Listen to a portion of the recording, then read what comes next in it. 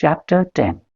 Sai Baba's Mode of Life, His Sleeping Plank, His Stay in Shirdi, His Teachings, His Humility, Nanavali, the Easiest Path. Remember him, Sai Baba, always with love, for he was ever engrossed in doing good to all, and always abided in his self. To remember him only is to solve the riddle of life and death. This is the best and easiest of sadhanas, as it involves no expenditure. A little exertion here brings great rewards. So, as long as our senses are sound, we should minute by minute practice this sadhana. All other gods are illusory. Guru is the only God. If we believe in Sadguru's holy feet, he can change our fortune for the better. If we serve him sincerely, we get rid of our worldly afflictions. We need not study any philosophy like the Nyaya and the Mimamsa. As we trust the helmsman in crossing rivers and seas, so we have to trust our Sadguru in getting over the ocean of worldly existence.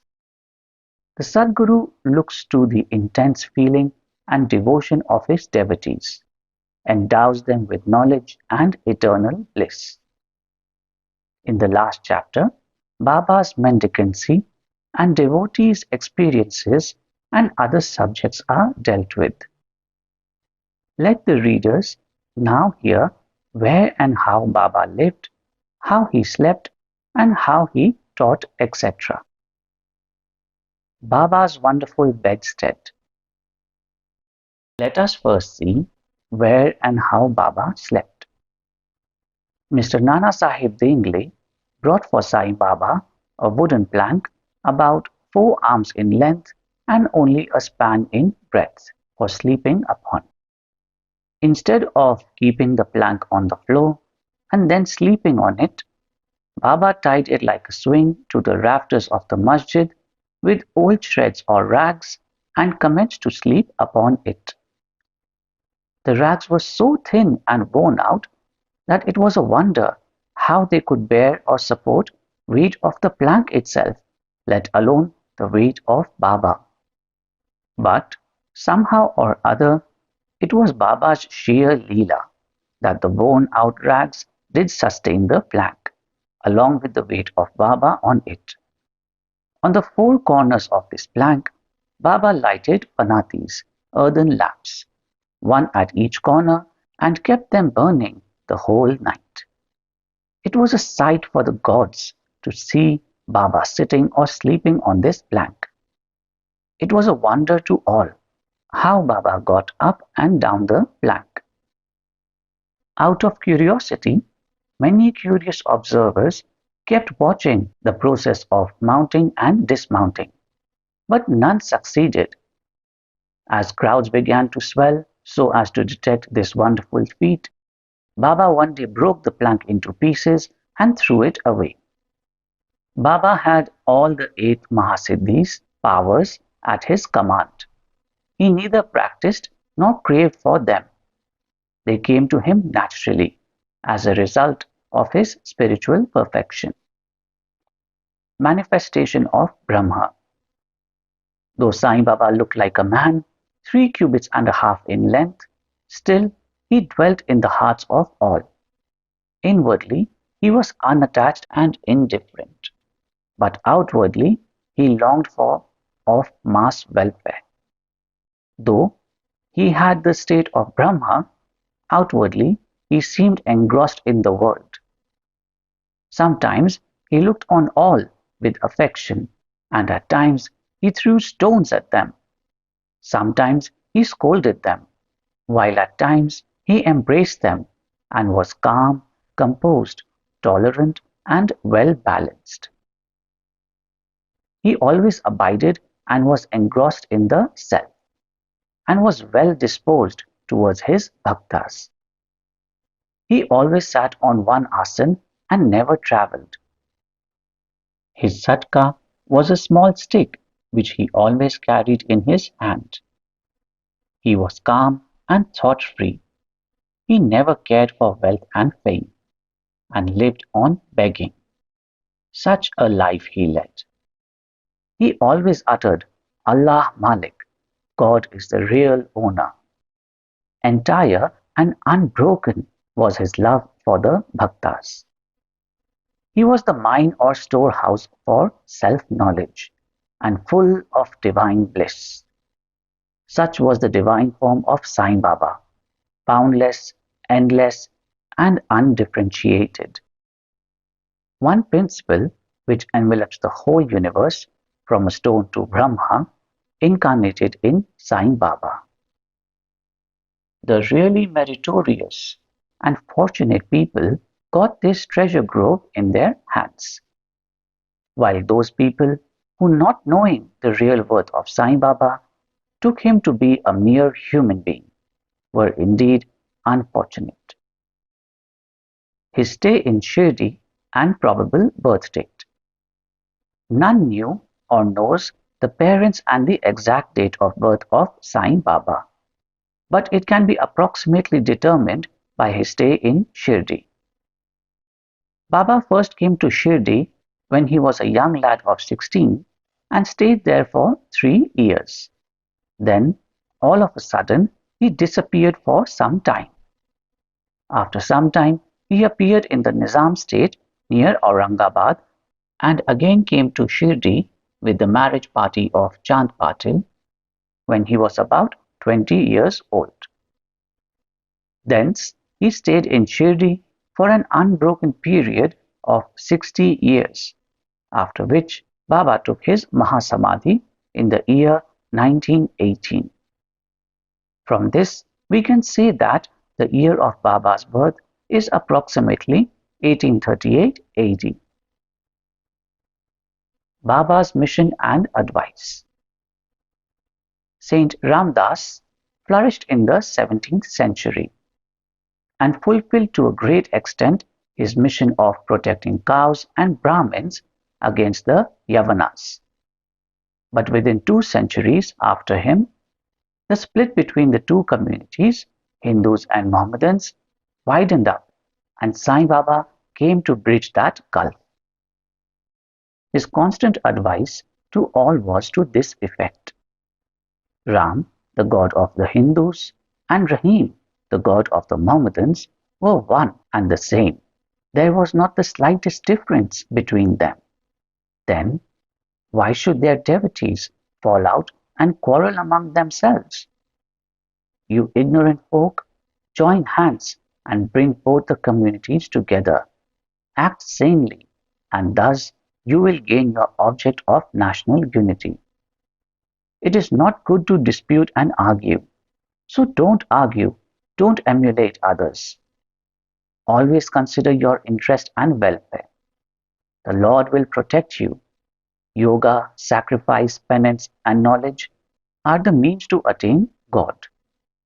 If you do not succeed in this by any means, in vain is your birth. If anyone does any evil unto you, do not retaliate. If you can do anything, do some good unto others. This, in short, was Sai Baba's advice to all, and this will stand in good stead both in material and spiritual matters. Sai Baba as Sadguru. There are many so-called gurus who go about from house to house with cymbals and veena in their hands and make a show of their spirituality. They blow mantras into the ears of their disciples and extract money from them. They profess to teach piety and religion to their disciples, but are themselves impious and irreligious. Sai Baba never thought of making the least show of his worth. He had no body consciousness, but he had great love for his disciples. There are two kinds of gurus: Niyat, appointed or fixed, and Anyat, unappointed or general. The latter, by their advice, develop the good qualities in us, purify our hearts, and set us on the path of salvation. But contact with the former dispels our sense of dualities, sense of difference, and establishes us in unity by making us realize thou art that. There are various gurus imparting to us various kinds of worldly knowledge. But he who fixes us in our nature, self, and carries us beyond the ocean of worldly existence is the Sadguru. Sai Baba was such a Sadguru. His greatness is indescribable. If anybody went to take his darshan, he, without being asked, would give every detail of his past, present, and future. He saw divinity in all beings. Friends and foes were alike to him. Disinterested and balanced, he obliged the evildoers as well as the pious. He was the same in prosperity and adversity. No doubt ever touched him. Though he acted through the body, he was not in the least attached to his body or house. Though he looked embodied, he was really unembodied, that is, free from gross existence. Blessed are the people of Shirdi, who worship Sai as their god. While eating, drinking, working in their backyards and fields, and doing various household works, they always remembered Sai and sang his glory. They knew no other god except Sai. What to speak of the sweetness of the love of the women of Shirdi? They were quite ignorant, but their pure love inspired them to compose poems or songs in their simple rustic language. Letters of learning they had none. Still, one can discern real poetry in their simple songs. It is not intelligence, but love that inspires real poetry as such. Real poetry is the manifestation of true love, and this can be seen and appreciated by intelligent listeners. Collection of these folk songs is desirable, and by Baba's wish, some fortunate devotee may undertake the task of compiling and publishing these folk songs either in the Sai Leela magazine or separately in a book. Baba's humility. Lord or Bhagwan is said to have six qualities, viz. Fame, wealth, non-attachment, knowledge, grandeur, and liberality. Baba had all these in him. He incarnated in flesh for the sake of bhaktas. Wonderful was his grace and kindness, for he drew the devotees to him. Or how else one could have known him? For the sake of his bhaktas, Baba spoke such words the goddess of speech could not utter. Here is a specimen. Baba spoke very humbly as follows. Slave of slaves, I am your debtor. I am satisfied at your darshan. It is a great favor that I saw your feet. I consider myself blessed thereby. What a humility is this! Though outwardly Baba seemed to enjoy sense objects, he had not the least flavor in them, nor even the consciousness of enjoying them. Though he ate, he had no taste, and though he saw, he never felt any interest in what he saw. Regarding passion, he was as perfect a celibate as Hanuman. He was not attached to anything. He was pure consciousness, the resting place of desire, anger, envy, and other feelings. In short, he was disinterested, free, and perfect. A striking instance may be cited in illustration of this statement. Nanavali. There was in Shirdi a very quaint and queer fellow by name Nanavali. He looked to Baba's work and affairs. He once approached Baba, who was seated on his gaddi, and asked him to get up, as he wanted to occupy the same. Baba at once got up and left the seat which he had occupied. After sitting there a while, Nanavali got up and asked Baba to resume his seat. Then Baba sat down and Nanavali fell at his feet.